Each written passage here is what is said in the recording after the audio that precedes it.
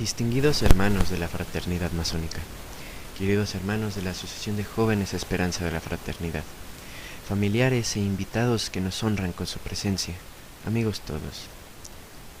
Hablar de la Divina Comedia es hablar de una de las obras más extraordinarias de la literatura universal.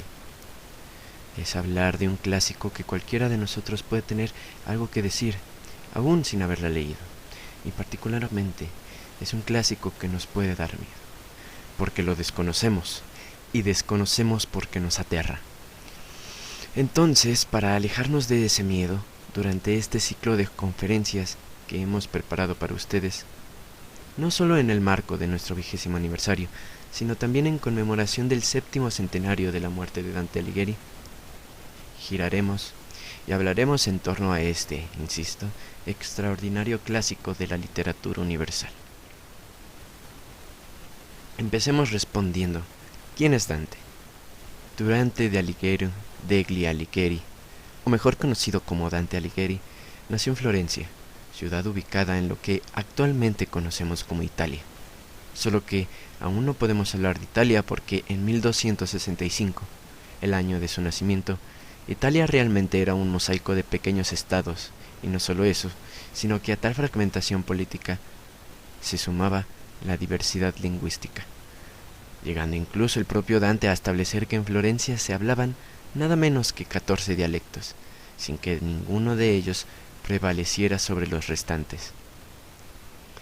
Justamente ahora que hablamos de la fragmentación política, que siempre ha existido a lo largo de la historia del hombre en sociedad, vale la pena que mencionemos el conflicto entre güelfos y los gibelinos.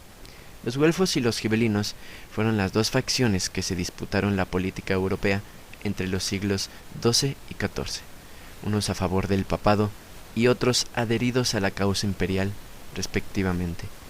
La lucha entre ambas facciones tuvo lugar también en Italia desde la segunda mitad del siglo XII. Su contexto histórico era el conflicto secular entre el pontificado, que pasaría a estar apoyado por los güelfos, contra el emperador del Sacro Imperio Romano Germánico, apoyado por los gibelinos. Durante esta época, estos eran los dos poderes universales que se disputaban el dominio mundi. A mediados del siglo XIII, los güelfos dominaron en Florencia, y así Dante nació en el seno de una de tantas familias güelfas que habían pretendido ennoblecerse en la pujante Florencia del siglo XIII. Sin embargo, los güelfos acabaron por dividirse entre blancos y negros, bien dispuestos unos y otros a pactar con los gibelinos si les llegaban al precio, ya que esta división obedecía más a rivalidades locales y familiares, al mero estilo de los Montesco y los Capuleto, que con la hostilidad entre el papado y el imperio. Además de poeta y pensador, Dante fue un político comprometido y desventurado que no encontró reposo ni recompensa lejos de las letras. Como muchos hoy en día, Dante acabó frustrado con la política. Le hicieron la vida imposible propios y adversarios. Fue expulsado de su paraíso, de su ciudad, y pasarían muchos años de su vida con la esperanza de poder regresar. Desde luego nunca lo hizo y Florencia lamentaría por siempre su exilio.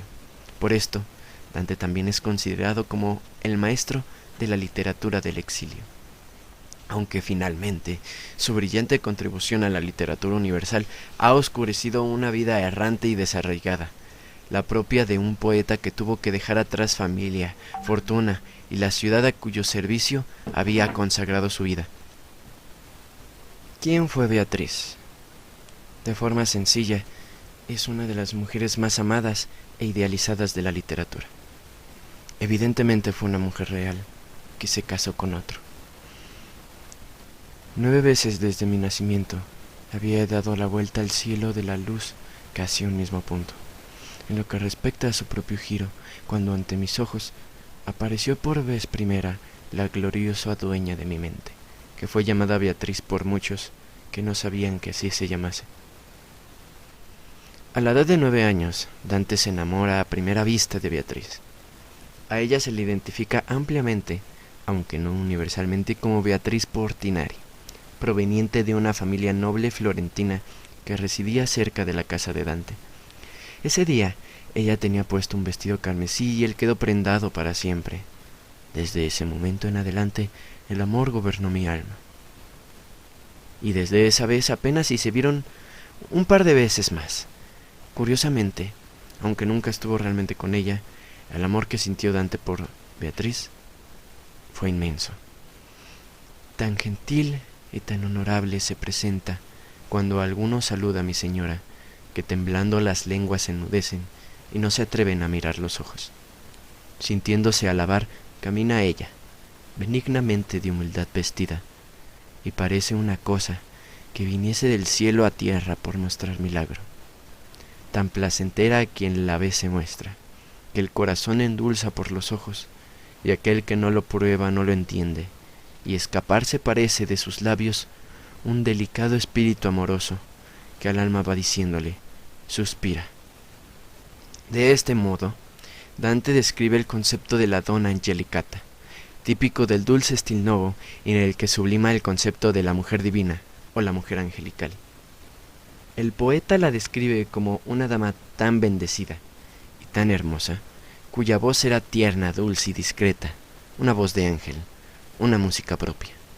Y fue nada menos que su mayor inspiración, su musa, destacando que la describe no tanto por sus cualidades físicas, sino por sus virtudes morales, intelectuales y espirituales.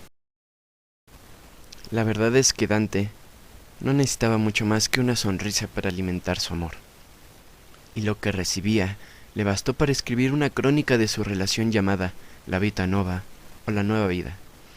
En ella describe sus encuentros, elogia su belleza y bondad, habla de los acontecimientos en sus vidas y detalla la intensidad de sus sentimientos, y nos ayuda a entender quién era Beatriz y quién era Dante. Es una especie de ensayo general de la comedia. También es una autobiografía sentimental que narra su amor por Beatriz, siguiendo la tradición trovadoresca del secreto, haciendo que ama a otras mujeres para no poner en evidencia a la enamorada. De esta forma es que Beatriz se enfada con él y el uso de estas mujeres pantalla, para que al final de la obra Beatriz muera. Después de este soneto, se me apareció una maravillosa visión, en la que vi cosas que me hicieron proponerme no decir más acerca de esta bendita, hasta que pudiese tratar más dignamente de ella. Y para llegar a esto me esfuerzo cuanto puedo, tal como ella ciertamente sabe, tal que si fuese voluntad de aquel por el cual todas las cosas viven, que mi vida dure algunos años, espero decir acerca de ella lo que nunca fue dicho acerca de ninguna. La comedia de Dante es la historia de un amor como no hay otro igual, que nos hace comprender todo el bien y todo el mal. Y así como Dante, me propuse no decir más acerca de la comedia, ya que ahondaremos en ella durante todos estos días. Los esperamos a todos en la siguiente transmisión, trabajando por la patria y la humanidad en Lakech Jalaken. Querido hermano, Iván Mauricio Mancilla Ruiz.